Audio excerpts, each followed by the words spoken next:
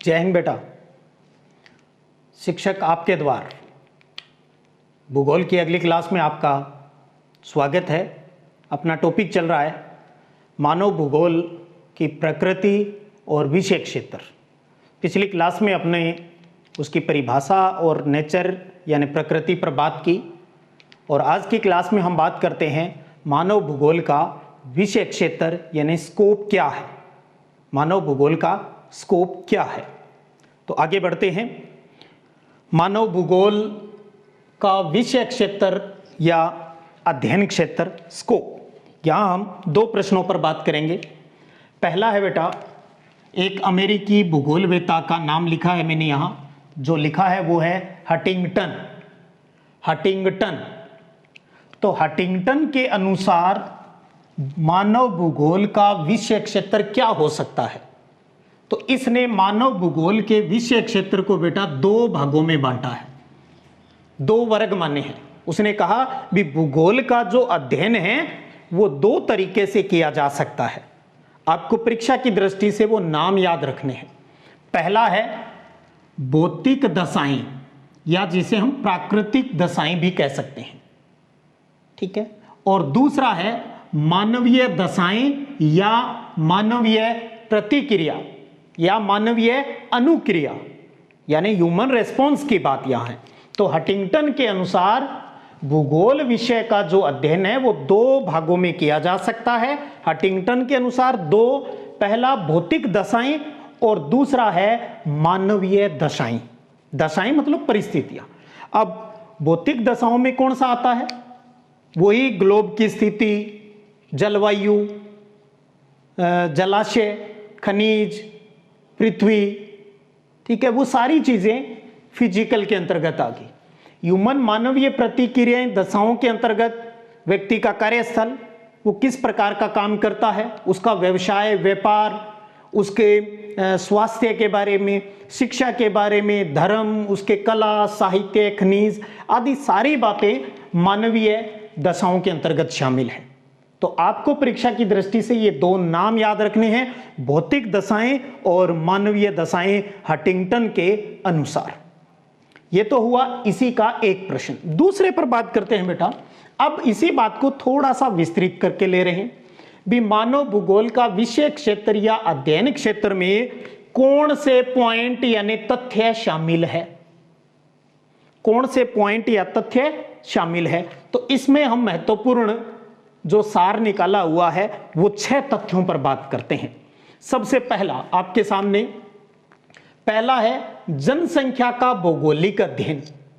किस इलाके में कितने लोग रहते हैं, पूरी जनसंख्या का वितरण वगैरह, उनका घनत्व, लिंगानुपात, सारी चीजें, उसके अधिवास के यानी सेटलमेंट के बारे में भी, वो नगर में रहता है, शहर में रहता है, किस प्रकार की उसकी बस्तियां हैं, ये सारी चीजें। तो आपको परीक्षा की दृष्टि से तो पॉइंट ध्यान में रखने हैं।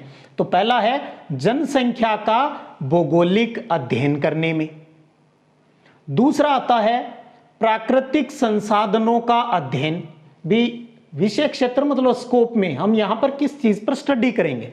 तो जनसंख्या के, आप अगर आपको यह भी न याद रहे परीक्षा में भी जनसंख्या का भौगोलिक अध्ययन, तो आप सिर्फ लिख दो जनसंख्या, जनसंख्या लिखो भी, जनसंख्या का अध्ययन करना है।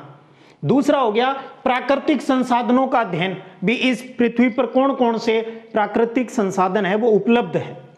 तीसरी चीज आती है यहां के लोगों का सांस्कृतिक एनवायरनमेंट, उनके रीति रिवाज, कल्चर क्या है। तो सांस्कृतिक वातावरण का अध्ययन भी इसमें किया जाता है। तो उसमें उनके हम सामाजिक जीवन, धार्मिक जीवन के बारे में सारी बातें यहां करेंगे। चौथा आता है वातावरण समायोजन का अध्ययन भी, व्यक्ति एनवायरनमेंट के साथ किस प्रकार अपने आप को एडजस्ट करता है, तो उस चीज का अध्ययन भी इसमें शामिल है। पांचवा है बेटा दूसरे प्रदेशों से संबंध भी। हम एक भारत में रह रहे हैं तो अमेरिका के साथ हमारी संबंध क्या है, चाइना के साथ क्या है, पाकिस्तान के साथ क्या है, रसिया के साथ क्या है, दूसरे देशों के साथ हमारे संबंध क्या है। राज्य की बात करें तो राजस्थान का हरियाणा से, पंजाब से, यूपी से, बिहार से किस प्रकार का संबंध है, उनके राजनीतिक संबंध कैसे हैं, ये भी इसके अंतर्गत शामिल होता है। और छठा आता है बेटा कालिक अनुक्रमण। थोड़ा सा इसको आप हो सकता है शब्दों में कोई समस्या हो। कालिक यानी काल यानी समय की बात आ रही है यहां पर। कालिक अनुक्रमण इसका मतलब होता है बेटा भी समय के साथ विकास की परिस्थितियों का अध्ययन।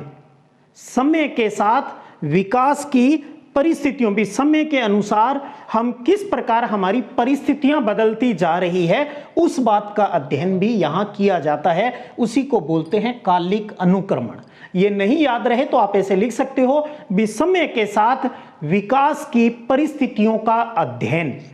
ठीक है, तो 6 पॉइंट हो गए। भी जनसंख्या का अध्ययन करना है, प्राकृतिक संसाधनों का अध्ययन होता है, इसमें सांस्कृतिक वातावरण का अध्ययन होता है, वातावरण के साथ समायोजन का अध्ययन होता है, दूसरे प्रदेशों से संबंध का अध्ययन होता है और समय के साथ होने वाले विकासात्मक परिवर्तन का भी अध्ययन होता है।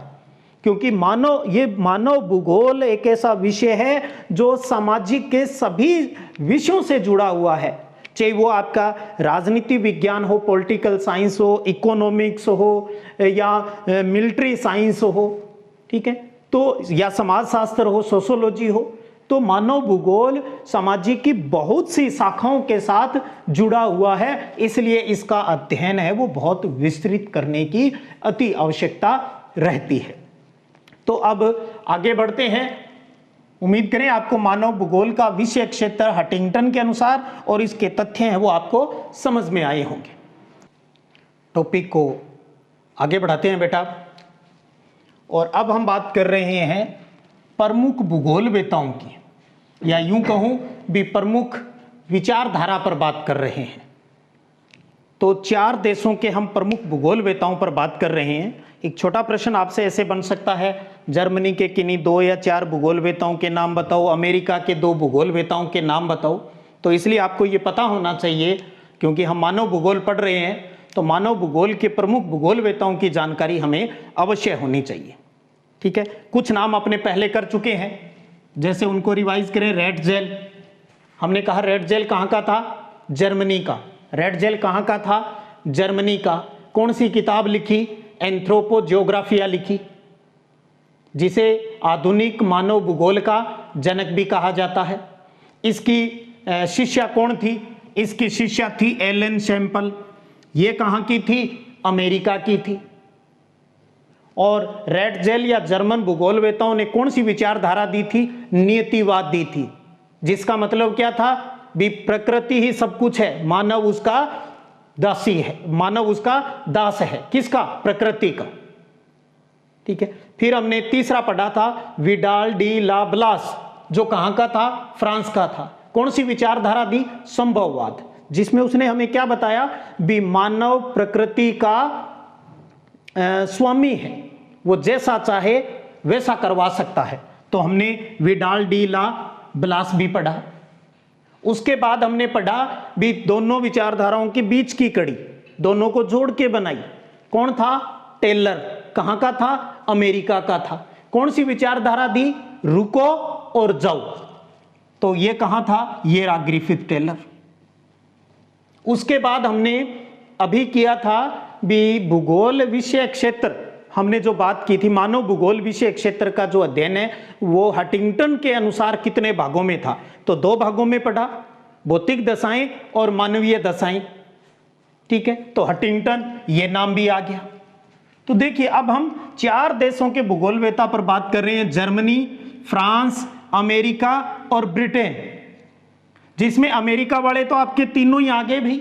एलन सैंपल जो रेडजेल की शिष्या थी, ग्रिफिथ टेलर रुको और जाओ लेके आया, हंटिंगटन ने हमें कहा 2 क्षेत्र भी, भौतिक दशाएं और मानवीय दशाएं।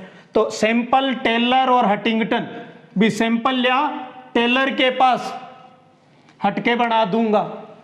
सैंपल ला टेलर के पास, हटके बना दूंगा। ऐसी ऊट पटांग बातें कौन करता है? अमेरिका ही करता है, हम तो सीधे ही बना देते हैं। उसके बाद तो अमेरिका हुआ, अपने अमेरिका के 3 प्रमुख भूगोलवेताओं पर हमने बात की। दूसरी अब हम बात करें, जैसे अपने 1 नंबर पे लिखा है जर्मनी। जर्मनी में बहुत महत्वपूर्ण हम्बोल्ट, हम्बोल्ट, हम्बोल्ट, हम्बोल्ट की धाराएं पढ़ी है आपने पिछली बार 11वीं क्लास में। हम्बोल्ट, हम्बोल्ट, रिटर और रेटजेल। हम्बोल्ट, रिटर और रेटजेल। तो ये 3 जर्मनी के।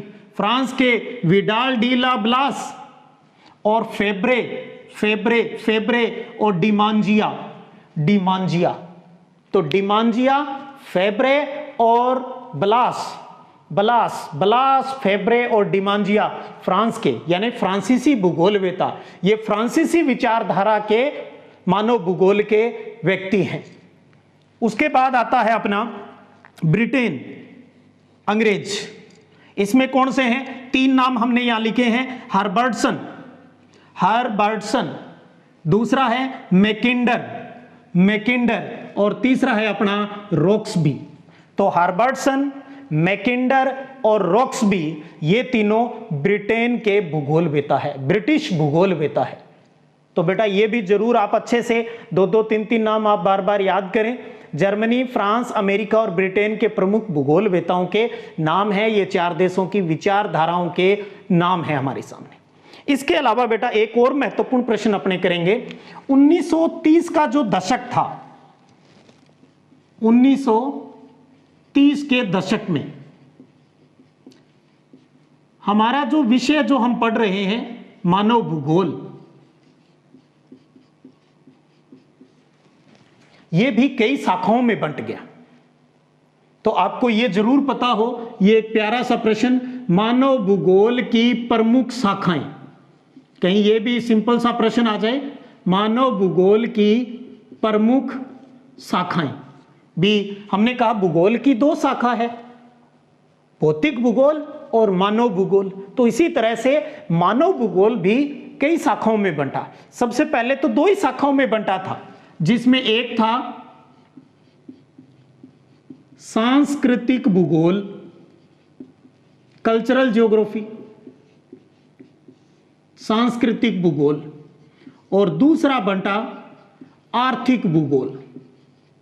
तो कल्चरल भूगोल और इकोनॉमिक भूगोल। तो शुरुआत में 2 ब्रांच बनी, सांस्कृतिक भूगोल और आर्थिक भूगोल। उसके अलावा फिर आगे से आगे जैसे जैसे इसका और विस्तृत अध्ययन होता गया, अलग अलग ब्रांचें बनती गई। तो कम से कम आप 4 जरूर याद रखिए।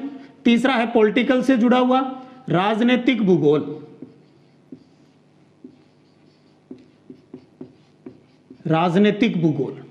चौथे की बात करें सामाजिक भूगोल,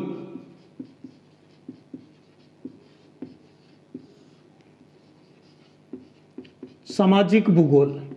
और मिलिट्री वालों में, आर्मी में भी तो जरूरत पड़ती है, ज्योग्राफी वगैरह, वो कैसे लोकेशन ढूंढेंगे, ठीक है। तो मिलिट्री या सैन्य भूगोल भी हम लिख सकते हैं। और उसके अलावा डॉक्टरी वाली में अगर इस्तेमाल हो तो चिकित्सा भूगोल, तो सैन्य भूगोल। तो कम से कम आप 4 जरूर ध्यान रखें, सांस्कृतिक भूगोल, आर्थिक भूगोल, राजनीतिक भूगोल और सामाजिक भूगोल। तो मानव भूगोल की प्रमुख शाखाओं के नाम।